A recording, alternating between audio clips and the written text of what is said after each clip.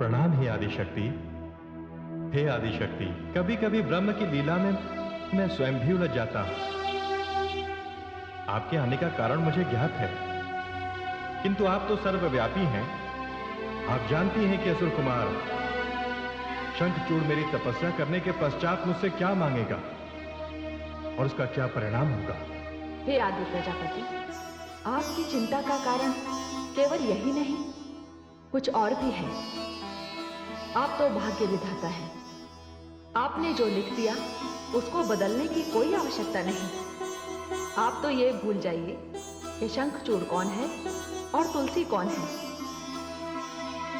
आप जाइए और उन दोनों के प्राणों की रक्षा कीजिए। सत्य वचन, सत्य वचन देवी भुवनेश्वरी। परिणाम को मैं ब्रह्म पर छोड़ता हूं और आपकी इच्छानुसार मैं वहां जाता हूं।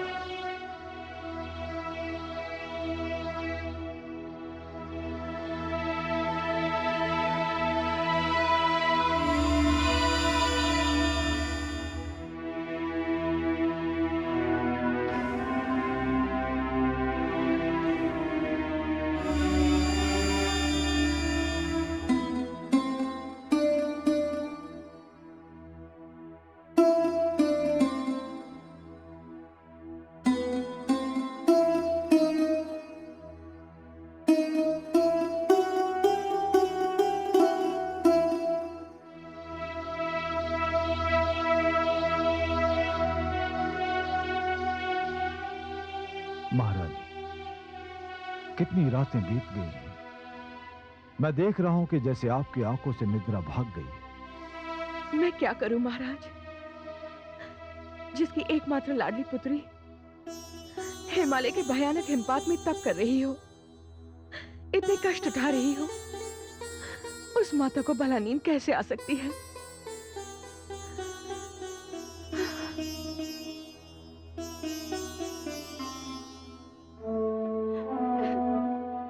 आप सत्य कह रहे हैं महारानी। मुझे भी कई रातों से इसी चिंता ने घेर रखा है।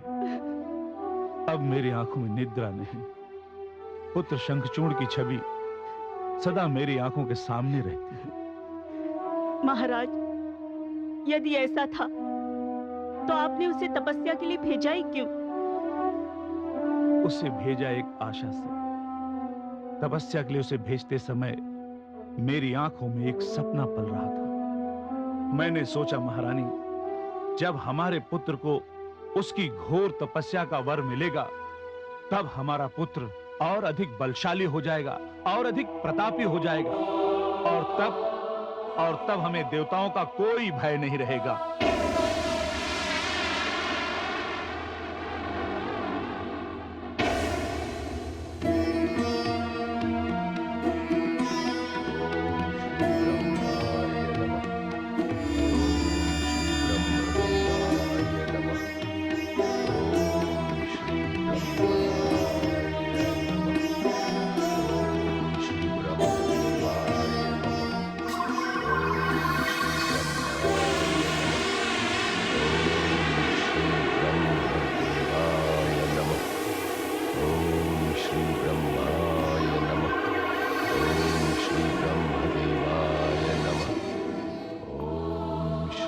उठो शंखचूड़, मैं आदि प्रजापति ब्रह्मा तुम्हारी कठोर तपस्या से प्रसन्न हुआ। मांगो वत्स, वर मांगो। क्या मांगना चाहते हो?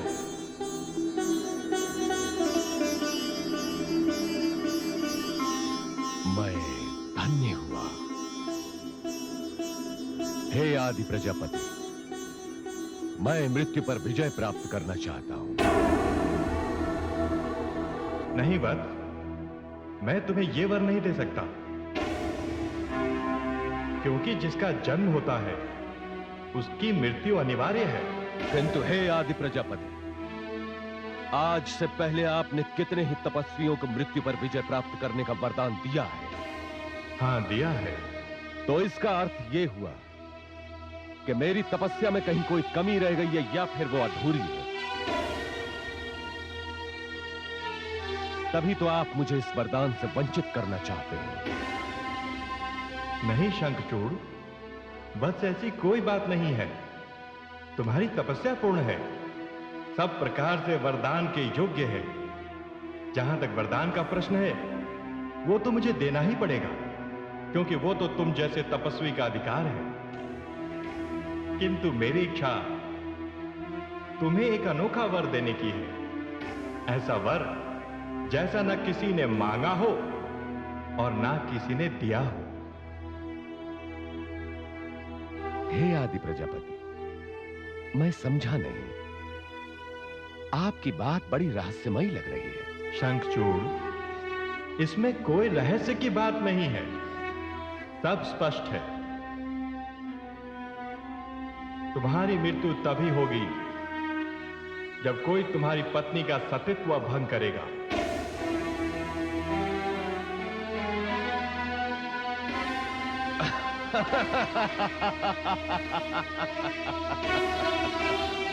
हे आदि प्रजापति, आपने तो सचमुच मुझे मनचाहा वर दे दिया।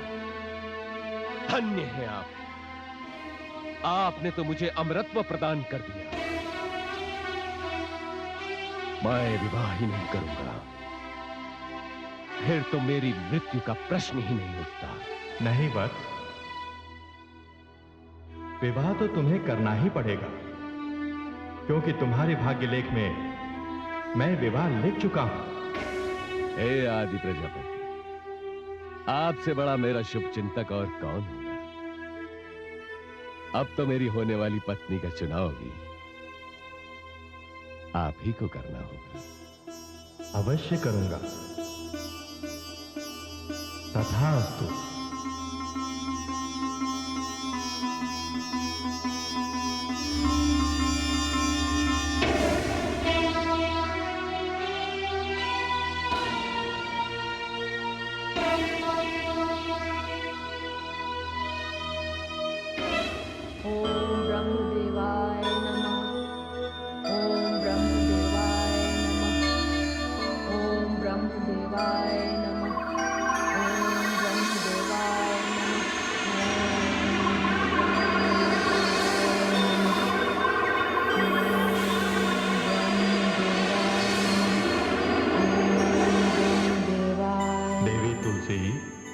आंखें खोलिए। मैं आदि प्रजापति ब्रह्मा हूं।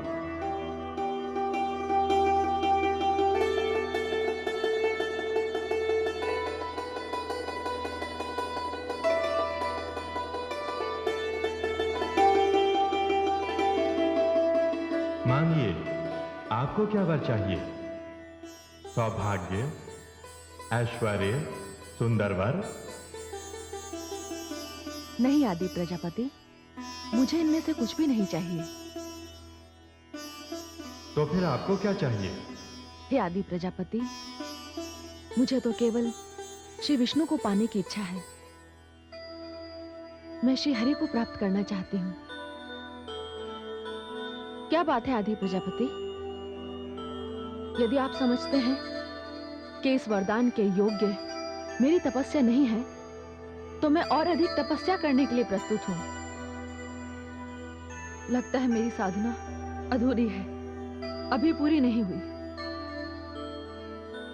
नहीं देवी तुलसी, ये बात नहीं। इतना कठिन तप तो आज से पहले भगवान शिव को पाने के लिए केवल देवी पार्वती ने ही किया था। यदि आप सचमुच श्री हरि को प्राप्त करना चाहती हैं, तो मुझे वचन दीजिए कि मैं जो कहूंगा आप उसे मानेंगी और कोई प्रश्न नहीं करेंगे। आप बस इतना समझिए कि आपको अपने तप के फल का मूल्य चुकाना है। कहिए आदि प्रजापति, मुझे क्या करना है? मैं वचन देती हूँ कि मैं आपसे कोई प्रश्न नहीं पूछूंगी। वचन देने से पहले पुनः एक बार सोच लीजिए। जब श्री हरि को प्राप्त करना है तो सोचना कैसा? आप कहिए आदि प्रजापति, क्या करना है मुझे? तो सुनिए, मेरी इच्छा है कि आप असुरराज दंभ पुत्र शंखचूड़ से विवाह करें। ये आपने क्या कह दिया है प्रजापति, मैं तो श्री नारायण को प्राप्त करना चाहती हूँ। देवी तुलसी, मैं ब्रह्मा आपको नारायण की प्राप्ति का ही मार्ग बता रहा हूं। आपका भाग्य मैंने अपने हाथों से लिखा है, उसे मैं नहीं पढ़ूंगा। मैं आपसे केवल इतना ही कहूंगा कि जब आपने वचन दिया है तो आप अपने वचन का पालन करें। मैं तो आपको यह भी नहीं बता सकता कि आप इससे पूर्व कौन थे, क्या थे। अब निर्णय मैंने कर लिया है। यदि श्री हरि को प्राप्त करने का यही मार्ग है तो असुर राज दंभ के पुत्र राजकुमार शंखचूड़ मेरे पति होंगे।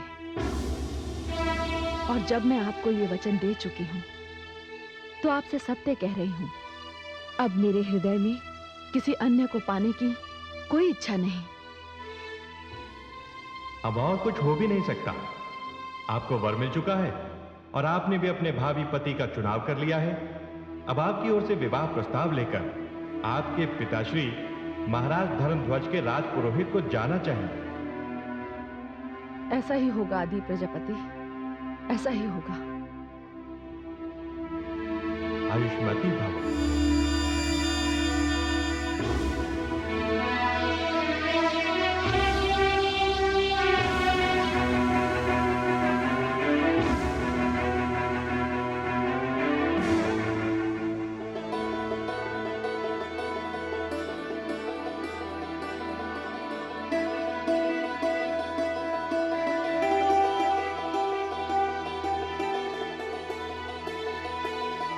ठहरिए देवी, वैसे तो इस प्रकार मार्ग में किसी स्त्री से बात करना असभ्यता है, किंतु असुर हूं, इसलिए असुर होने का लाभ उठा लेता हूं। चिंता न करें देवी, मैं वैसा असुर भी नहीं हूं कि किसी असभ्यता पर उतर आऊं। तो पहले मैं आपको अपना परिचय दे दूं और आपसे भी केवल आपका परिचय ही लूंगा। तो पहले अपना परिचय मैं आपको दे दूं। मैं धर्म नगरी के महाराज धर्मध्वज की पुत्री तुलसी हूं। बस इतना ही परिचय है मेरा। और मेरा भी कुल इतना ही परिचय है कि मैं दानवराज दंभ का पुत्र शंखचूड़ हूं।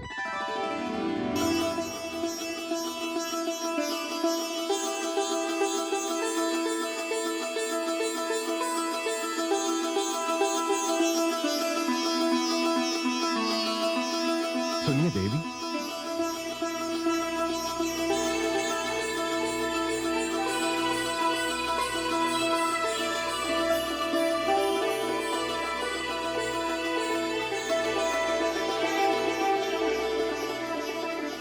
आश्चर्य है, अपनी पत्नी चुनने का अधिकार तो मैंने आदि प्रजापति ब्रह्मा को दे दिया है, किंतु मैं क्या करूं? मैंने तो अपनी पत्नी चुन भी ली।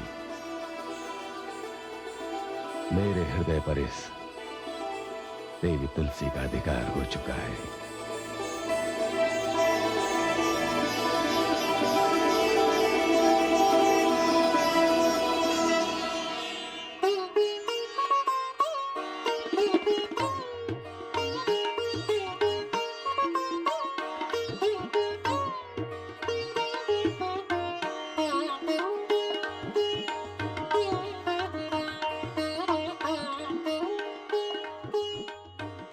महारानी, आपके आदेशानुसार कक्ष को भली भांति सजा दिया गया है। वल्लरी, एक बार फिर से देख, कोई कमी न रह जाए। क्या हुआ महाराज? महारानी, वल्लरी ने अपना कार्य कुशलता पूर्वक किया है। ये तो आपका पुत्री प्रेम है जो आपको भ्रम में डाल रहा है।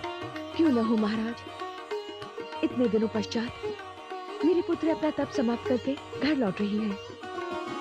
माते, मेरी लाडली पुत्री, मेरी पुत्री, माते, माताश्री, आयुष्मती भव।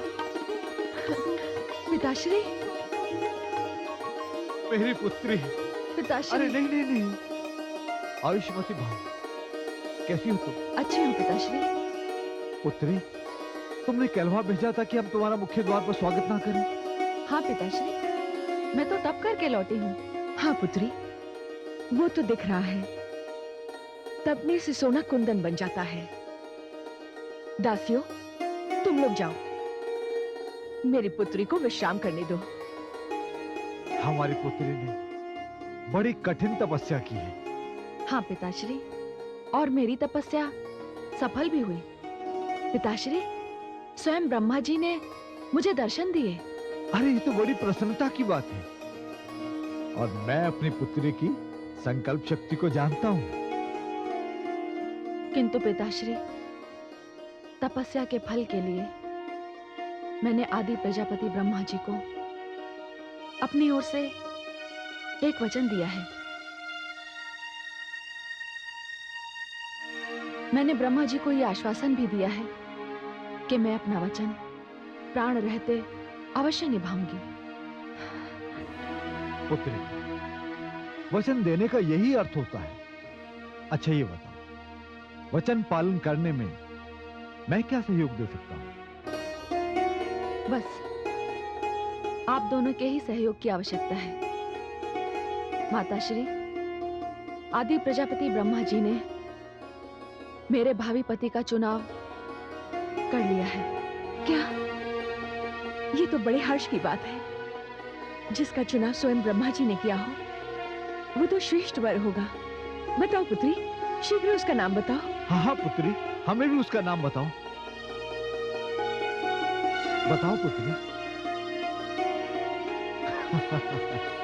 पुत्री, हमसे कैसी लज्जा। हम ही तो तुम्हारा वाग्दान करेंगे, और फिर तुम भी तो वचनबद्ध हो। पुत्री, हमें भी उस भाग्यशाली का नाम बताओ जिसका ध्यान करते ही हमारी सुशील कन्या की पलकें लज्जा से झुक गई। बताओ पुत्री, कौन है वो?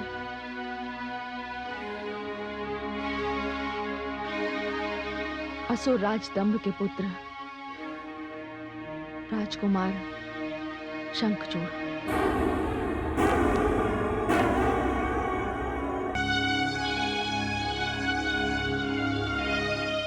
पिताश्री,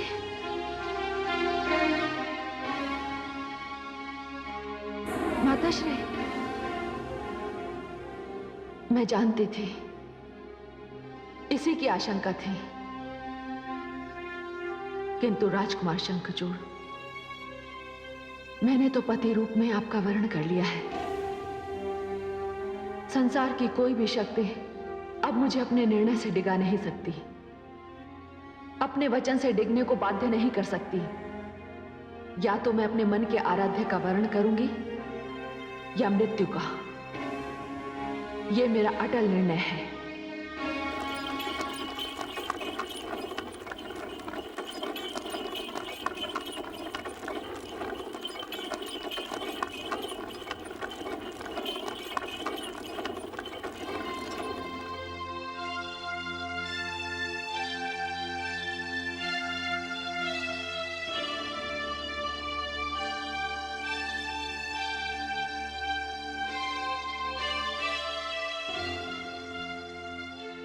आइए दानवराज, आइए।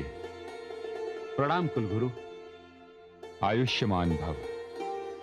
कहिए, असमय आने का कैसे कष्ट किया?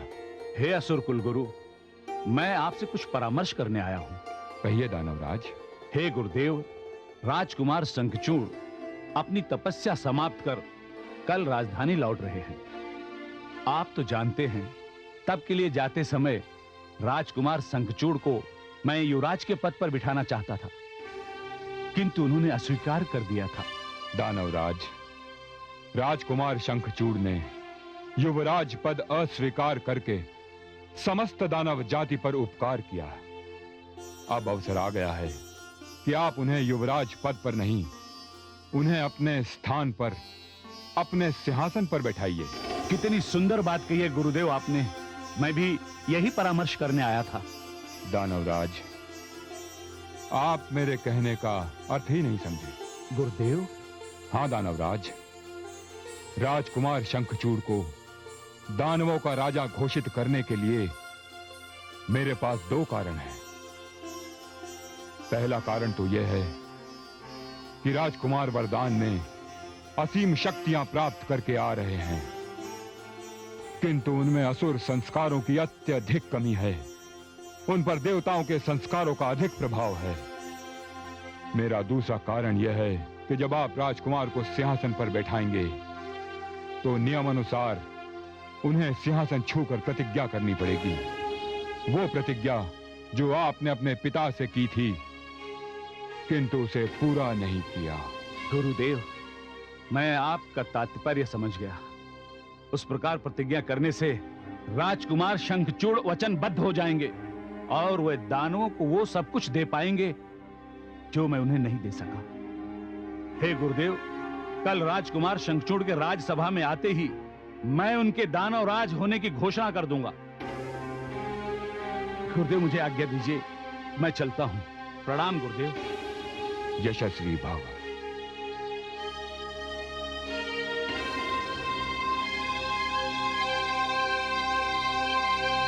अति सुंदर।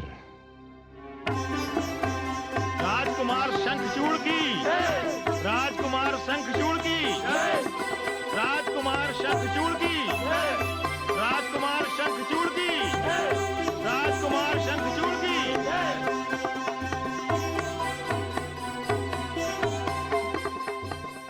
कीर्तिमान भव पुत्र।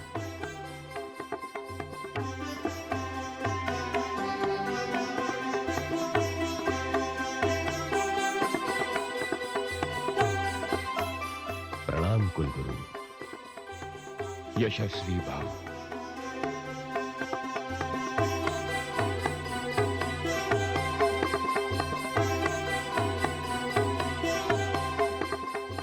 प्रणाम माते।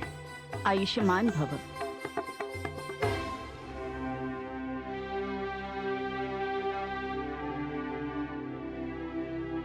दानव लोक के सभासदों, कुलगुरु श्री शुक्राचार्य की अनुमति से आज मैं आप लोगों के सामने एक घोषणा करना चाहता हूं।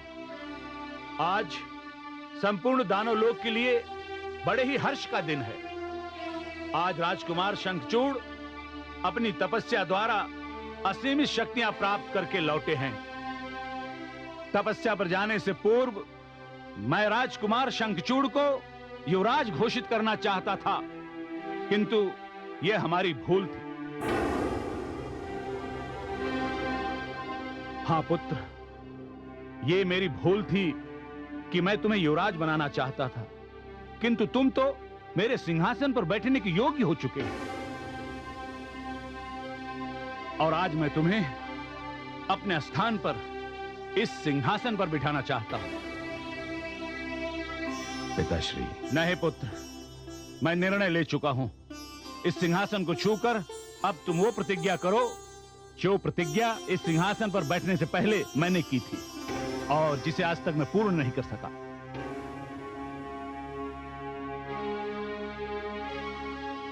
पिताश्री,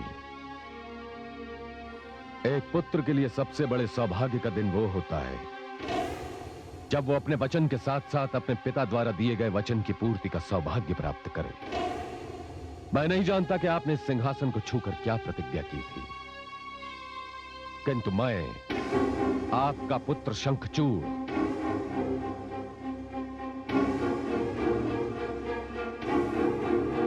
इस सिंहासन को छूकर आपको यह वचन देता हूं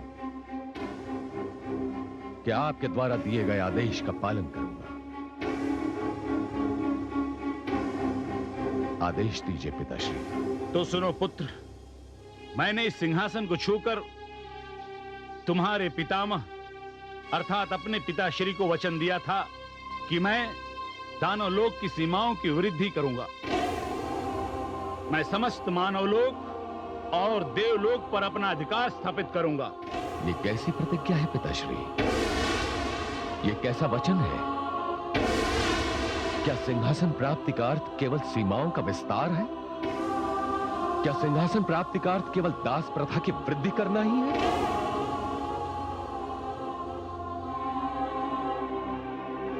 नहीं पिताश्री, नहीं। मैं ऐसा कुछ भी नहीं कर सकूंगा। जानता हूं कि मैं वचनबद्ध हूं, किंतु वचन देने के बाद उसका पालन न करने का जो दंड होता है वो मैं स्वयं को दूंगा, अवश्य दूंगा।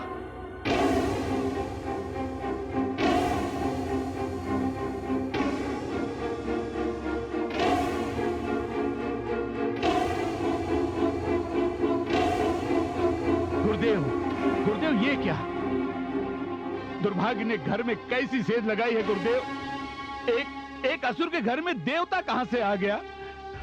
मैं तो लुट गया गुरुदेव, मैं तो लुट गया। नहीं दानवराज, आप निराश न हो। आप जानते हैं कि मैं भविष्य वक्ता हूं।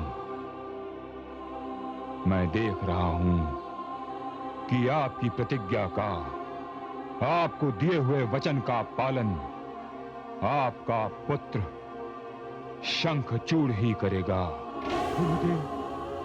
हाँ दानवराज, बस ये समझिए कि ये असुर कुल गुरु शुक्राचार्य का वचन है। महाराज, अब क्या होगा? ये क्या अनर्थ हो गया? महारानी, मैं ये अनर्थ कैसे होने दे सकता हूं? एक देव कन्या को एक असुर के हाथों कैसे सौंप सकता हूं? वो तो सब ठीक है महाराज, किंतु आप अचानक वहां से चले क्यों आए? आपको अपनी पुत्री को समझाना चाहिए था। आप सत्य कह रही हैं। वो सब अकस्मात सुनकर मेरी समझ में ये नहीं आया कि क्या कहूं और क्या करूं। आप तो जानती हैं मैं तुलसी से कितना स्नेह करता हूं। स्नेह के साथ साथ मैं उसका कितना सम्मान करता हूं। कदाचित उसका विरोध करने के लिए मैं अपने अंदर थोड़ा साहस जुटाना चाहता था। महारानी, चलिए हम अपनी पुत्री को समझाते हैं और यह अनर्थ होने से बचाते हैं। चलिए महाराज, चलिए।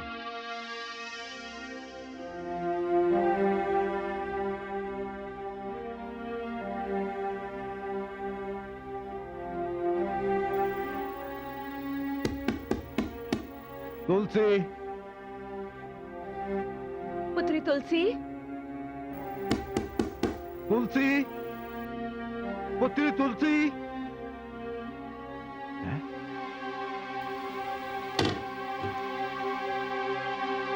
तुलसी, पुत्री तुलसी, तुलसी, तुलसी, तुलसी। तुलसी कहाँ चली गई? यहीं कहीं होगी, उद्यान गई होगी। हो सकता है कमल ताल के तट पर होगी। चलो चलकर देखते हैं।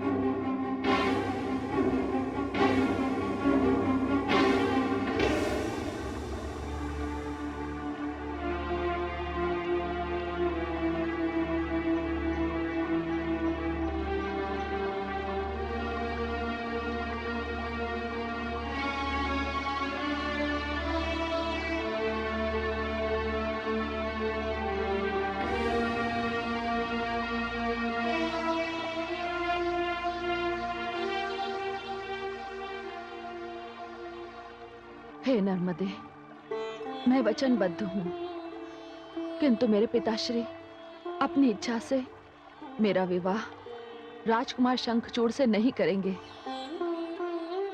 उधर शंखचूड़ भी इतने स्वाभिमानी हैं कि मेरे पिताश्री की ओर से विवाह का प्रस्ताव गए बिना वो मुझसे विवाह नहीं करेंगे। और इस प्रकार ब्रह्मा जी को दिया गया मेरा वचन व्यर्थ जाएगा। इसलिए मैं ये निर्णय लेके आई हूं कि मैं जल समाधि ले लूं। मेरे पास इसके अतिरिक्त और कोई मार्ग नहीं है। एक मार्ग। प्रणाम हे आदि प्रजापति। सौभाग्यवती भव। हे आदि प्रजापति, आप सत्य जानते हैं, इसीलिए मेरा उपहास कर रहे हैं? नहीं, मैं सत्य जानता हूं, इसीलिए आशीष दे रहा हूं। तुलसी, तुम्हें जीवित रहना है और शंखचूड़ की पत्नी बनना है। किंतु हे आदि प्रजापति। तुलसी, ये तो मैं तुम्हारे भाग्य में लिख चुका हूं। इस समय यदि तुम नर्मदा में कूद भी पड़ोगी तो भी नर्मदा तुम्हें स्वीकार नहीं करेगी। हे आदि प्रजापति, तो आप ही बताइए मैं क्या करूं? तुलसी, यहां से उत्तर दिशा की ओर थोड़ी दूर जाओ। इसी नदी के तट पर एक और युवक खड़ा है जो वचन की उलझन में पड़ा हुआ है, और इसीलिए वो वहां जल समाधि लेने आया है। जाकर उसे रोको। यदि उसे रोक लोगी तो तुम्हारा वचन पूर्ण होगा। और उस युवक से कहना कि वचन देने के पश्चात सोचना महापाप है। तुलसी, जाओ और जाकर शंखचूड़ को इस पाप से बचा लो। तो क्या राजकुमार शंखचूड़? हां, वे भी धर्म संकट में पड़े हैं।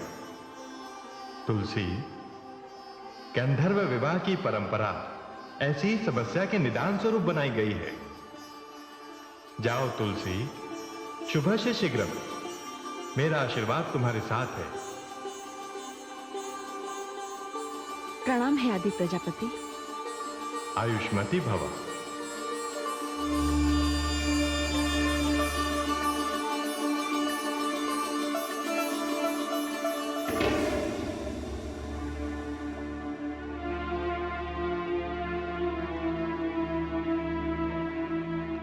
हे नर्मदा,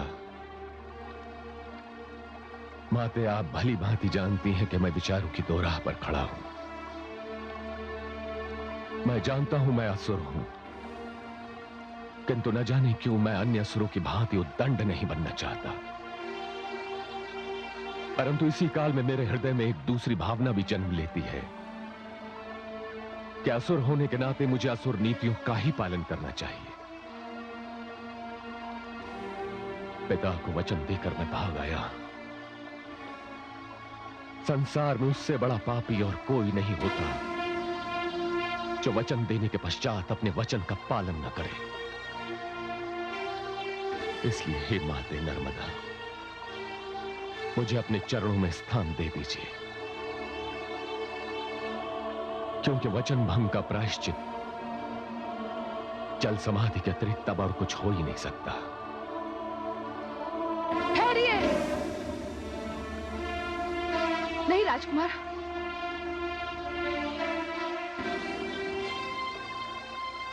नहीं राजकुमार, रुक जाइए। नहीं राजकुमारी तुलसी, आप लौट जाइए। अब बहुत विलंब हो चुका है। नहीं राजकुमार शंखचूड़, कुछ भी विलंब नहीं हुआ। मैं समय पर पहुंच गई। कदाचित आप नहीं जानते, मैं आपको मन, वचन और कर्म से अपना पति मान चुकी हूं। हमारा विवाह नहीं हुआ तो क्या हुआ? जो संकल्प आपने किया, मुझे भी उसमें अपना सहभागी बना लीजिए। मैं भी आ रही हूं।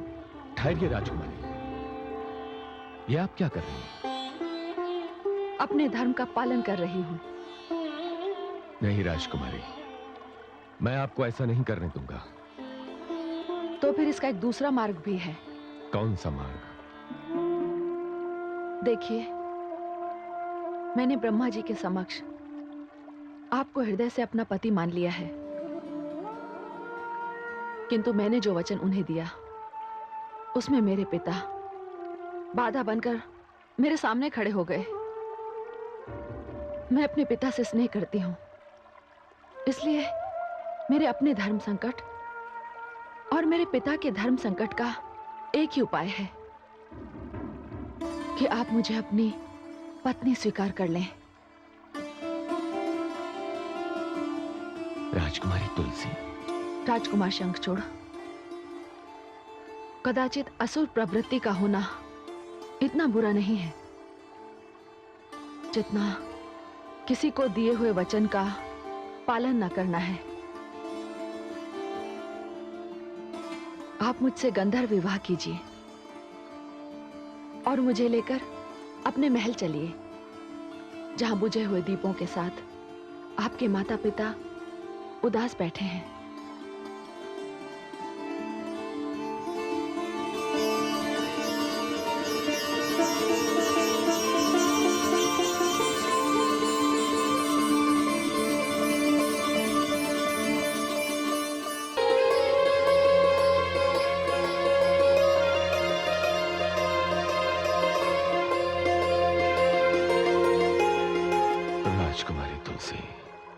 आपका हाथ जब से इस हाथ में आया है, मैं अपने अंदर एक नई स्फूर्ति, नया साहस, एक नया संकल्प पा रहा हूं। चलिए, मैं आपको अपने माता पिता के पास ले चलता हूं, जहां वे दोनों तथा पिता का वचन मेरी प्रतीक्षा कर रहे हैं। चलिए स्वामी, मुझे अपने संसार में ले चलिए। और आपके माता पिता? स्वामी, कन्या जब पति के घर की ओर चल देती है तो उसके पिछले सारे बंधन, सारे नाते समाप्त हो जाते हैं। अब जो मार्ग आपका है वही मार्ग मेरा है स्वामी।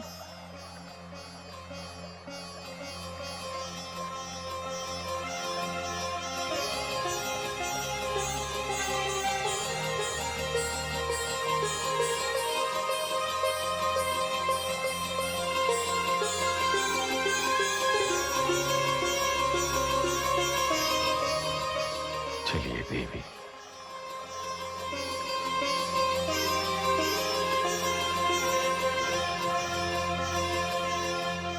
गुरुदेव।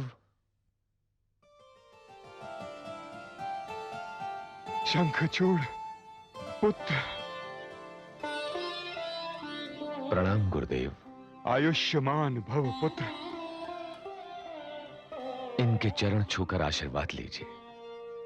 ये हमारे कुलगुरु शुक्राचार्य हैं। प्रणाम है गुरुदेव। आयुष्मती भव पुत्री। आप मुझे सौभाग्यवती होने का आशीर्वाद दीजिए गुरुदेव। मैं समझा नहीं। अपना परिचय दो पुत्री। मैं महाराज धर्मध्वज की कन्या तुलसी हूँ। क्या? महाराज धर्मध्वज? वे तो विष्णु भक्त हैं, वे हमारे विरोधी हैं। किंतु है गुरुदेव, इसके उपरांत भी राजकुमारी तुलसी ने मुझसे विवाह करने का निर्णय किया है। ये अपने पिता की इच्छा के विरुद्ध स्वयं यहां मेरे साथ आई हैं। हाँ गुरुदेव, ये सत्य कह रहे हैं। यदि दानव कुल ने भी मुझे स्वीकार नहीं किया तो मेरे समक्ष आत्महत्या के अतिरिक्त और कोई मार्ग नहीं बचेगा। और इनसे विवाह करने के लिए स्वयं आदि प्रजापति ब्रह्मा जी ने मुझसे वचन लिया है। बस पुत्री, इससे अधिक मुझे और कुछ नहीं सुनना है। यदि आदि प्रजापति ब्रह्मा जी की यह इच्छा है तो मैं उनकी इच्छा में बाधा नहीं बनना चाहता। राजकुमार शंखचूड़, चलिए। दानव लोक की परंपरा के अनुसार आपका विवाह होगा। गुरुदेव, विवाह से पहले मैं सिंहासन के सामने वो प्रतिज्ञा करना चाहता हूं जिसे करने से पहले मैं दानव सभा छोड़कर चला गया था। और इसकी प्रेरणा भी मुझे स्वयं राजकुमारी तुलसी ने दी है। इसलिए सर्वप्रथम मैं वो अधूरी प्रतिज्ञा पूरी करूंगा। चलो पुत्र, आज तो महाराज दंभ के लिए बहुत प्रसन्नता का दिन है। आज उन्हें दानवों का राजा प्राप्त हो रहा है। आज उन्हें दानव कुल वधू प्राप्त हो रही है। आज का दिन बड़ा शुभ है। आओ पुत्र।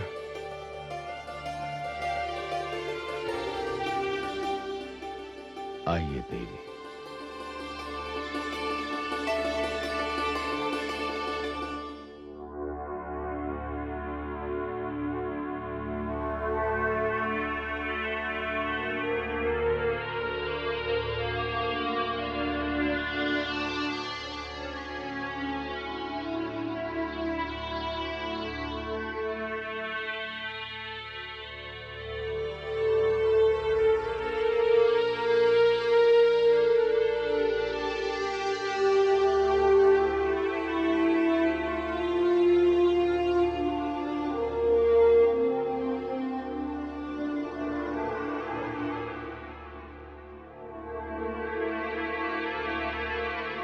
पिताश्री।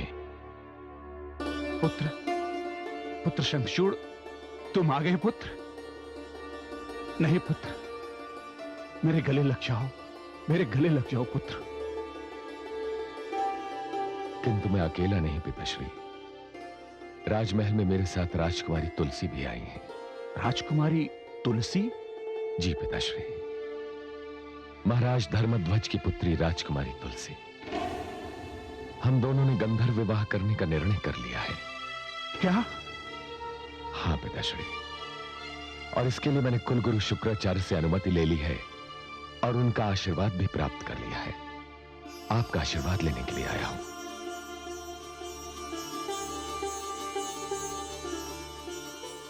आयुष्मान भव पुत्र, कीर्तिमान भव पुत्र। किंतु इससे पहले मैं अपना वो वचन पूरा करूंगा, वो प्रतिज्ञा पूरी करूंगा जिसे छोड़कर मैं चला गया था। पुत्र, तुम्हारे भीतर ये परिवर्तन देखकर मुझे बड़ी प्रसन्नता हो रही है। पुत्र, तुम तो देवताओं जैसी नैतिकता की बातें करते थे।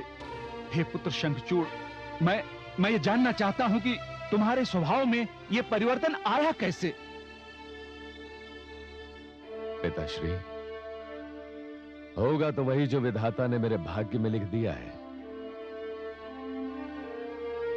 मैं विधाता के लेख को तो नहीं बदल सकता। असुर समुदाय में जन्म लेकर मैं अपनी संस्कृति से कैसे दूर रह सकता हूं? कदाचित ब्रह्मा जी ने जो मुझे वरदान दिया है उसी में असुरों का हित हो। यशस्वी भव पुत्र, यशस्वी भव।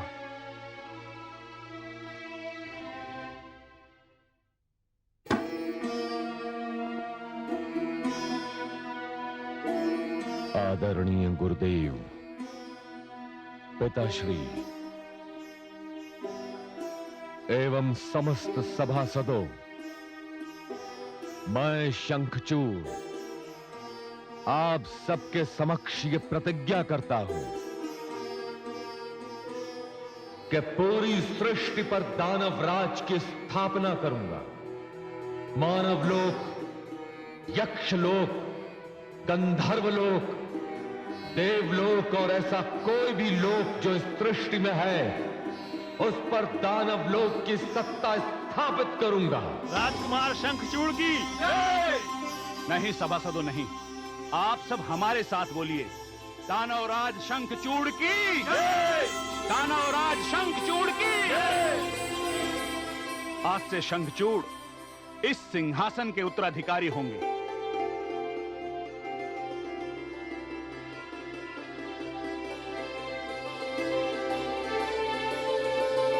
गुरुदेव,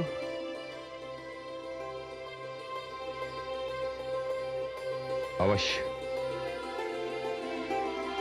पुत्र।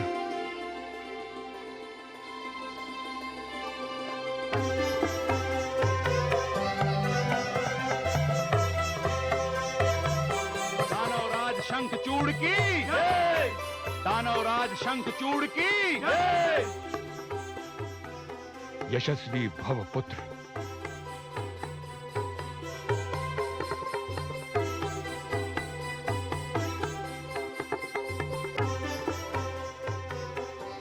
कीर्तिमान भव पुत्र।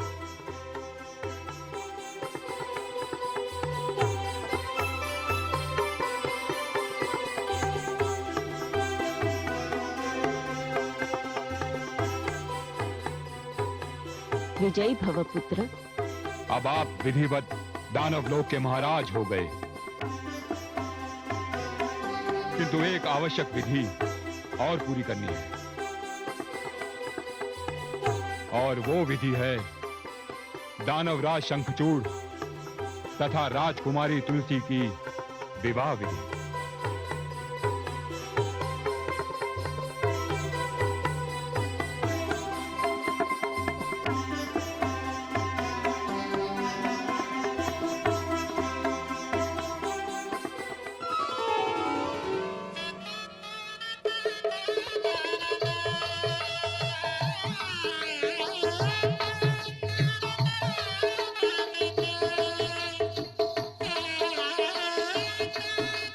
अब एक दूसरे के गले में वरमाला डाल दो।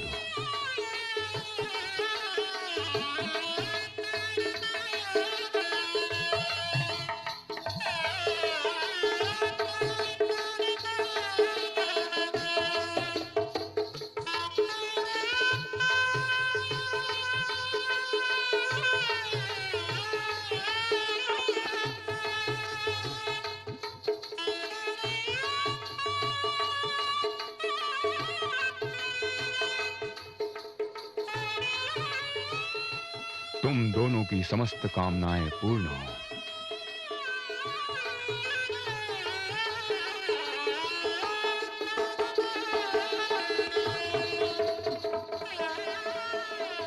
अखंड सौभाग्यवती भव।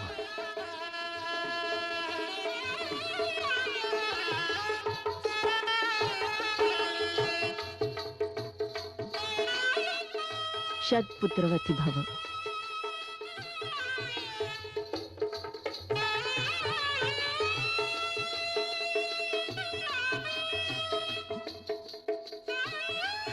महारानी तुलसी, आप दानव कुल की पुत्र वधू हो गई हैं। अब तो आप प्रसन्न हैं। हाँ स्वामी, मेरा आंचल प्रसन्नता से भर गया है, किंतु ऐसा प्रतीत होता है कि अपने माता पिता का आशीर्वाद कभी प्राप्त नहीं कर पाऊंगी।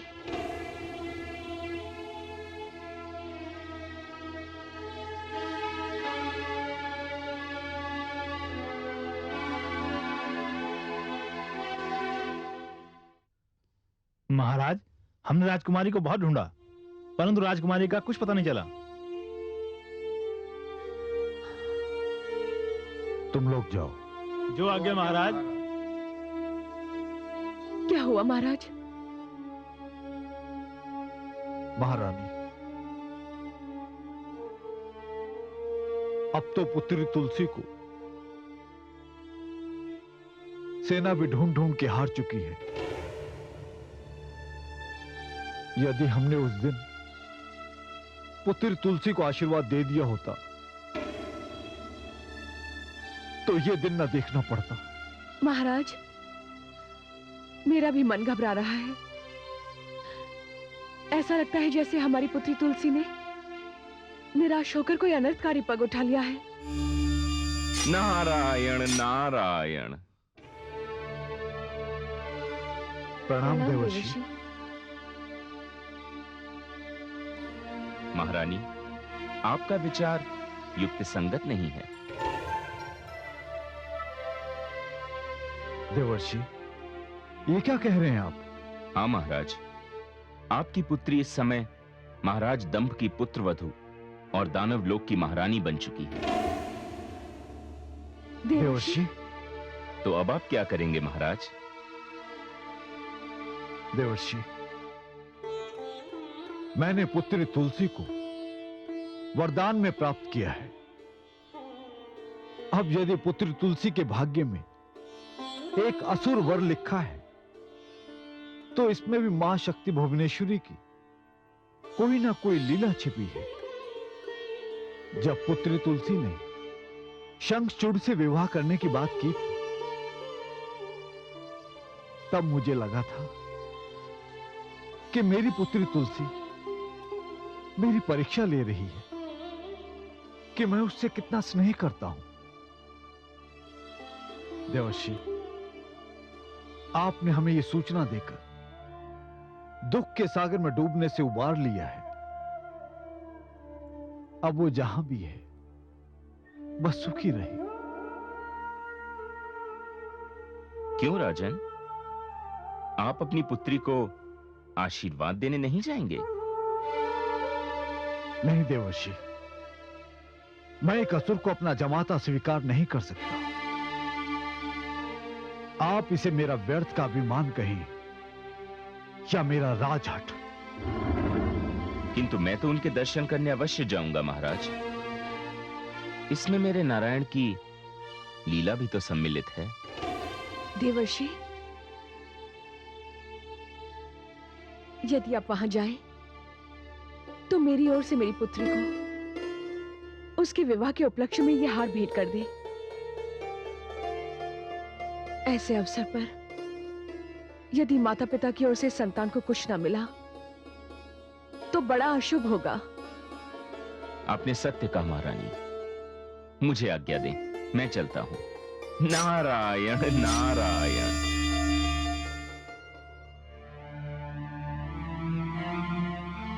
महाराज,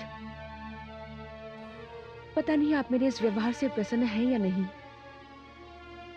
किंतु मैं जानती हूं माता पिता को संतान के सुखी जीवन के लिए प्रार्थना करनी चाहिए, और यदि अपने सुख के लिए संतान ने कोई निर्णय लिया है तो उसका विरोध नहीं करना चाहिए। महारानी, कदाचित आप सत्य कह रही हैं।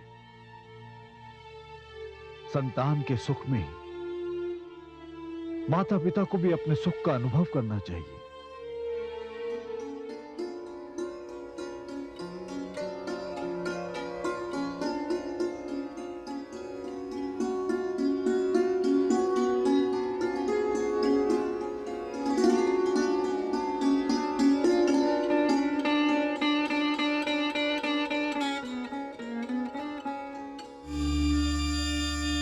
नारायण नारायण। प्रणाम हे देवाशी। मैं धन्य हो गई कि आप जैसे व्यक्ति मुझे बधाई देने आए हैं।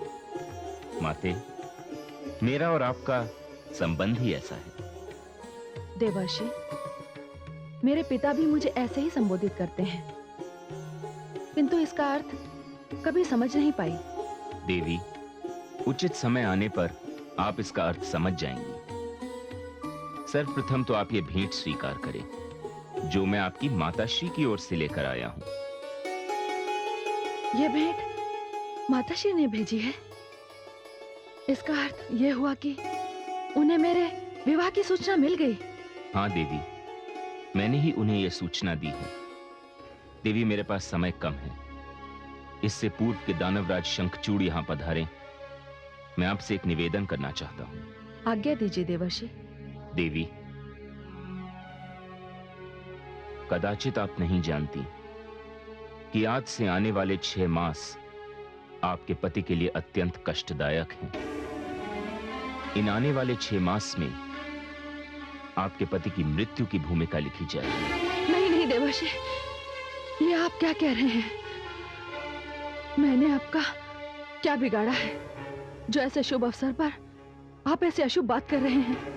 देवी, ये शुभ अवसर अशुभ न हो जाए, इसीलिए तो मैं यहां आया हूं। आज से आने वाले 6 मास तक आपको अपने पति के कल्याण के लिए व्रत करना होगा। 6 मास पश्चात शुक्ल पक्ष की पूर्णिमा के दिन आपको ये व्रत समाप्त करना है। उसके पश्चात आपके पति दानवराज शंखचूड़ सदा के लिए अमर हो जाएंगे।